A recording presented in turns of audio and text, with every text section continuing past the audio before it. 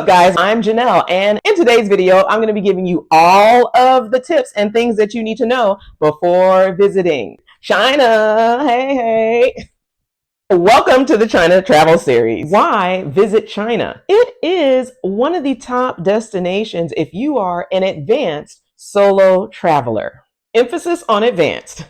I lived in China for about a year, and boy, did I tell you, I overcame the culture shock, and then I realized how easy it was to travel around the country. It was fantastic. I've said in previous videos that solo travel encourages personal growth. You are going to have some discomfort. There's going to be that cultural shock. You're definitely going to be out of your comfort zone. But once you overcome those challenges, I promise you, you go from confusion to the chaos, then it is serenity. It is calm. This is why I think you should go to China. And in this video, I'm going to give you all the tips that you need to know before visiting. I want to start out with the entry requirements. China does not play when it comes to entry, you guys. I want to thank those of you who are watching this video because you're doing your research. I would never just fly to a country if I've never left the States before and then just expect, that it's going to be smooth sailing. Honey, you're not going to be able to get in. You have to have the proper documentation.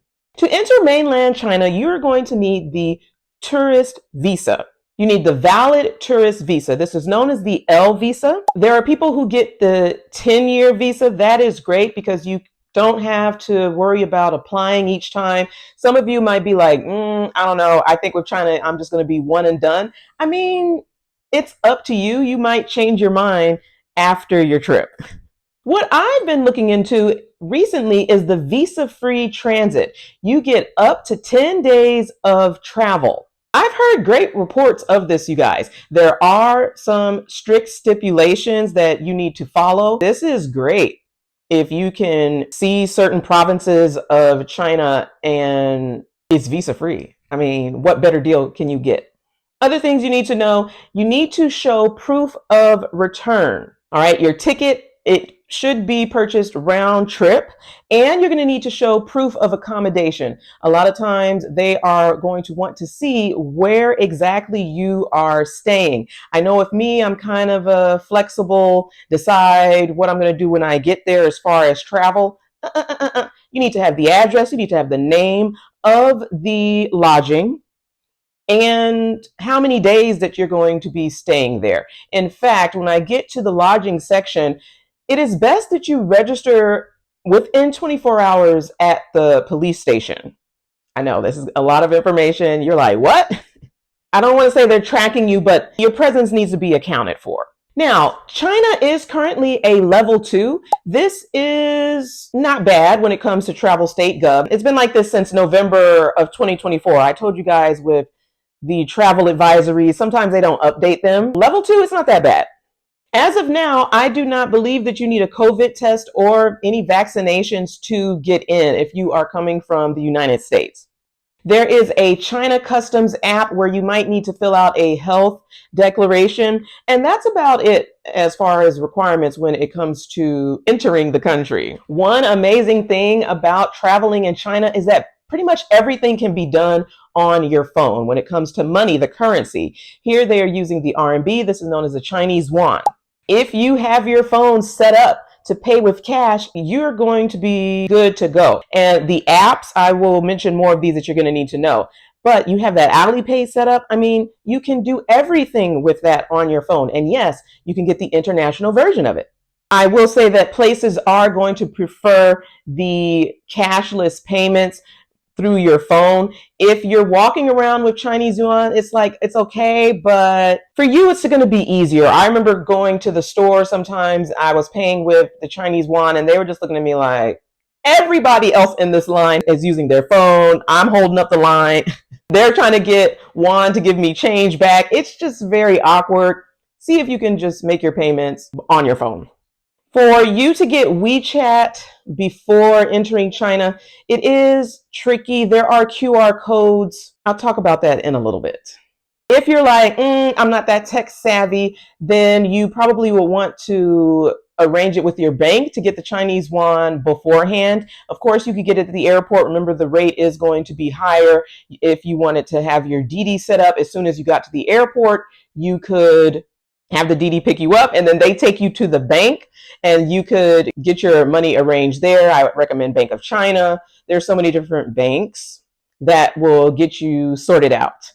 This is where a lot of people decide, you know what, it's not worth the hassle. I have to do all of this paperwork. The flight's mad expensive, the jet lag. Well, you might want to spend longer time there. I am an advocate of slow travel.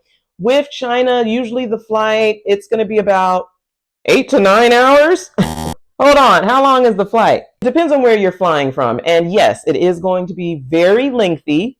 It could be 10 plus hours and you're going to have jet lag. There are medications for that. You could try some melatonin. You could try grounding while you are outside, but it's just something that you have to expect. I have heard people mention drinking coconut water, or you can get those tablets to help you adjust to the time zone. The good thing is how large China is. All of the provinces, the cities, they operate on one time zone. Isn't that a cool fun fact? I think it's cool. Shoot. I guess what I want to say to you is enjoy your flight. You are going to meet some interesting people flying to China. I remember, y'all know, I don't like to talk that much. In flight, I'm just trying to get my mind together. I'm probably putting together some itinerary because you know I am last minute. But there are going to be people for you to talk to on one flight. I don't remember if it was to Shanghai or Hangzhou. I don't remember. And next to me was a guy. He ended up talking to me, and I learned that he was a grandmaster in chess. I was like, wow, that's so interesting. I mean, he pretty much chatted it up the whole time. Sometimes you try to put your headphones on and try to act like you're asleep so the conversation can kind of cease, but no, he was chatting it up. I learned a lot about chess. Kudos to him. It made my flight definitely more tolerable. I do prefer silence and solitude, though. I mean, if you want that, then you fly business or first class. What I've learned is that the Chinese are very helpful and friendly. They are going to be interested in your journey. They are going to give you suggestions, what you should do. They'll tell you what their hometown is, where they are from. This is where you're doing that cultural exchange. It is what travel is truly about. Embrace it. When it comes to flights, you're going to try to get the best deal. I noticed at Southwest, they have now teamed up with China Air. I'm going to see if this is correct. You should be able to get good deals from there. I would recommend that you fly from, you could do Chicago to China. That's going to be a good flight. San Francisco. I'm going to pause here and I'm going to give you some cities that I think would be great if you were doing the long haul to China. You also want to make sure that you have travel insurance. Anytime you are leaving the United States and you're going abroad, you want to make sure that you have yourself insured, especially traveling solo as a woman. When it comes to where to stay, it depends on the activities, what it is specifically that you are looking to do. As I told you, I was living in China at the time. Of course, the Great Wall, it is a world wonder. I made plans to go there. What I did, I flew to Beijing. You could also take the train. The trains there are spectacular. Some of the best that I've experienced in all of the world. And from Beijing, you know, I had the Great Wall tour already planned out. So if that's what you want to do, I would just plan my trip around Beijing, make sure that I'm seeing those sites and landmarks. Of course, Beijing is the capital. That is what I would recommend. If you want to see the pandas, you could go to Chengdu. Now, guys, you do want to do your research when you are saying the names of these. I will talk about this more in my future video. It's not Shanghai.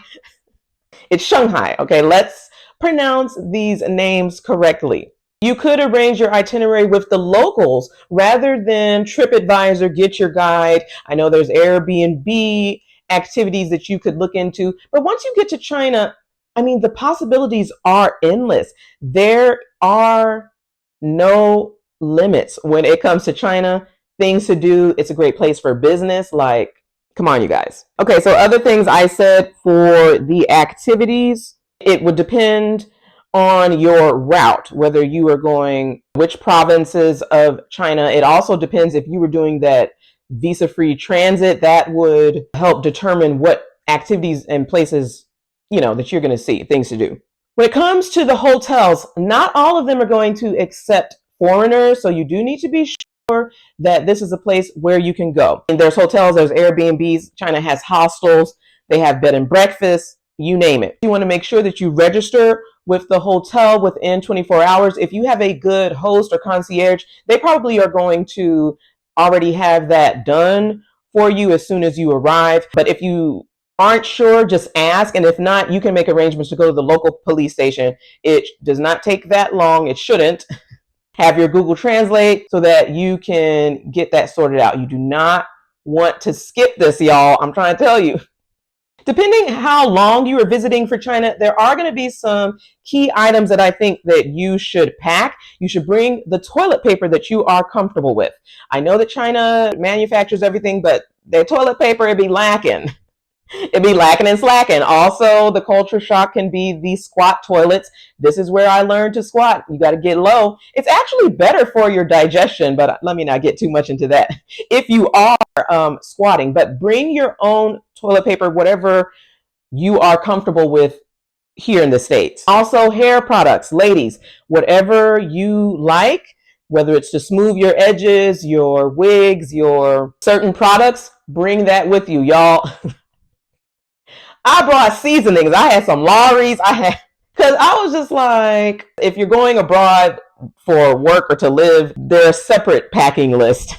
I was bringing some Worthington vegetarian chili. They were like, you don't need to be eating all that processed food anyway. And they were right. Sorry, y'all. I'm getting off track. Whatever comforts from home that you enjoy, that is what I would pack. And if this is a short trip, then I think you would be okay. Mainly just have a VPN, okay? Because I can't be missing out on my socials. And always keep a paper copy of your passport. Some might want to have their actual passport on them. I lost my passport in China. It was one of the scariest times in my life. I can be a bit dramatic. It was sorted out, but that was not a great feeling. If you were like me, sometimes all over the place, I would kind of just keep my passport locked up where I was staying. How to get around. China is known for having some of the best high-speed trains in the world. You can use the metro, the train, you can walk, you can use the Didis. I told y'all before in previous videos, Didi took me where I need to go. They have discounts where, it's not going to be as expensive. It is budget friendly. Once you get to China, you just have to get there and get over the culture shock. The transportation in China, it's cheap, it's clean, it's fast, it's affordable. I am telling you, it's a great experience. And China is known to have the world's largest high-speed rail network.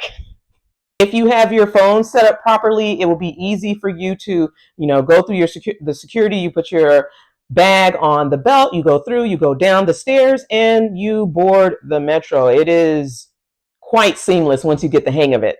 There are going to be signs in Chinese and English, so it really makes it easy for foreigners to move around. Let's get into it. The Great Firewall. I told y'all, China does not play. YouTube, absolutely not. Instagram, forget about it. Facebook, blocked. TikTok, are you kidding? It's not happening. This can discourage some people. Forget content creators, even just kids, the young adults who are heavily dependent on social media. They're thinking, if all of my socials are blocked, I can't use them in China, like how am I going to survive? Hold on. Let me talk to you about a VPN. This is known as a virtual private network. I knew this and I was ready to go with mine. I paid for ExpressVPN. Now, sometimes if the president is going to be in a certain part of China, the web activity, it is going to slow down. They are very strict. You cannot be talking about the president. You can't be talking about the government. You should not be talking about politics online. This is not how it is back home. We are in their country. You don't know what's being monitored. If you are in the WeChat talking crazy, listen. That is a risk that you are willing to take. I'm not messing with the Chinese authorities, y'all. I'm just saying. This is not freedom of speech like we have back in the USA. I cannot say this enough times. Watch what you are typing. As I said, I used ExpressVPN. It worked fine for me. I had great speed as I was doing the emails. I was doing the iMessage, and I was able to communicate. It was good for the maps. Also, you guys know that iMessage is free around the world. Yes, There obviously are iPhones in China. So if you have that number, you can communicate through the iMessage, with the blue, what is it, the blue bars? The blue, you know what I'm talking about, not green Android. Then you're going to be good to go. For those of you with WhatsApp, again, good luck unless you have a VPN. And you can research the pluses and cons and find the best VPN that is suitable for you in your travels. Travel apps. I've mentioned that this is going to help you immensely while you are in China.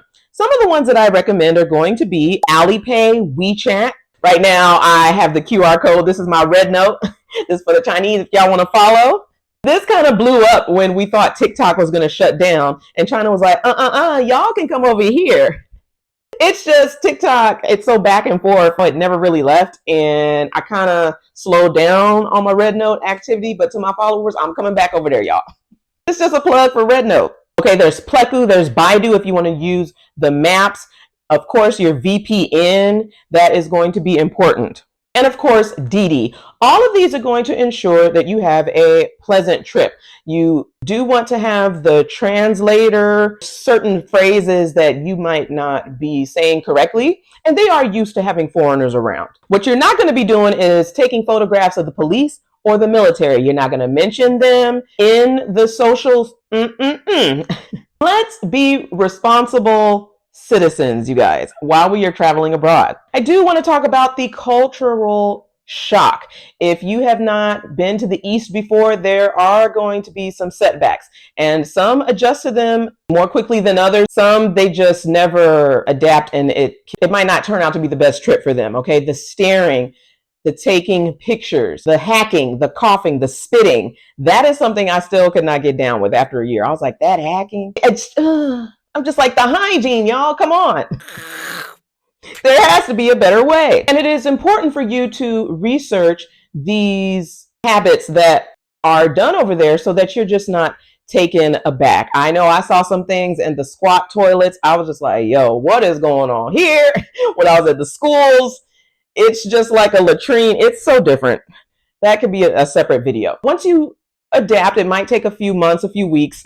And if not, the local malls, they're going to have the regular toilets that we are accustomed to using, guys. I'm not trying to scare you.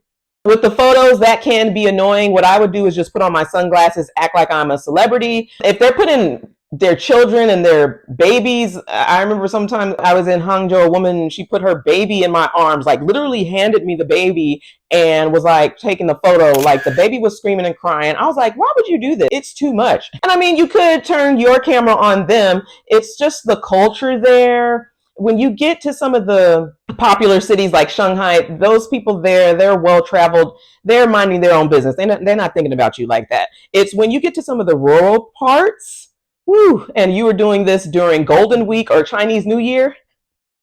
I remember when I was traveling on the train, I was the only Black person. I was the only American, and all eyes were on me. I was like, I gotta represent the USA. What is happening? That's what kept coming to my mind. You do want to do your research as far as cultural etiquette. When you are eating with the chopsticks, you want to make sure that you're not pointing them. You do not stick them upright in rice. You would avoid discussion about politics currently with what is going on in the world, trade relations, whatever. Just try to keep your opinion to yourself unless it is a personal friend. I would just not do it to be safe. For those of you that do not know, I am vegetarian. That can be a challenge in China. Thankfully, I was able to meet the vegans of Shanghai. I had a lot of opportunities because I lived there. If this is your first time, you are going to want to learn some phrases in Mandarin that would help you when ordering. Sometimes I would tell them, oh, I'm vegetarian. They're like, okay, sure. And then they would hand me a plate of fish. And I said, wait a minute. I don't eat fish either. And then they're like, what do you eat? And it's just that confusion. I'm hungry. I'm tired of rice. Wobuchiru is a phrase that you can say. You can show them. It was like a photograph, a PDF of vegetables, rice, specific dishes, the tomato egg. I like the eggplant. They have so many different types of spinach, bok choy. It's very healthy there. And they are going to have the international restaurants that and like to eat at. Like I would go to Cheese Factory. I went to Cheese Factory after I climbed the Great Wall. Of course, you do want to try the local dishes and see if you can get vegetarian versions of them. A food video is coming, so let me not say too much there. Safety. China is very safe for travelers, okay? This is the CCP, the Chinese Communist Party. I was very safe at all times. I remember walking out at night alone, nothing happened.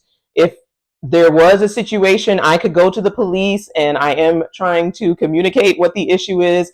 One time I was crying because I was lost back then. Y'all, I was using this iPhone 6, mind you, okay? And I did not have a hotspot, so I was roaming around Wi-Fi free. It was wild. And I was like, well, let me just wander here and see where I end up. And then when you get really lost and you just want to get back home, it can be frustrating. But thankfully, there are people around. I mean, China, it just operates at all times. They are very business minded. So even late at night, I could go to the corner store and be like, hey, I need some help. Hey, I need some Wi-Fi. Hey, I need to plug in my charger so I can connect to my DD and get out of here. They're just like, this foreigner, she just lost. As a Black woman, I was fine. I made many friends there. I do remember touring the Alipay facilities, the headquarters. It was amazing. Shout out to Big Jack, Little Jack. They were my people there, man. To all of my Chinese subscribers, fans, and followers on Red Note, I love y'all. We getting this series started. If you have any questions or comments about things that you think foreigners from the United States should know before they visit China, go ahead and let me know in the comments. I hope you found these tips helpful. Remember, you can watch more of my free travel guides here. Thanks for watching. I'm going to see you in the next video.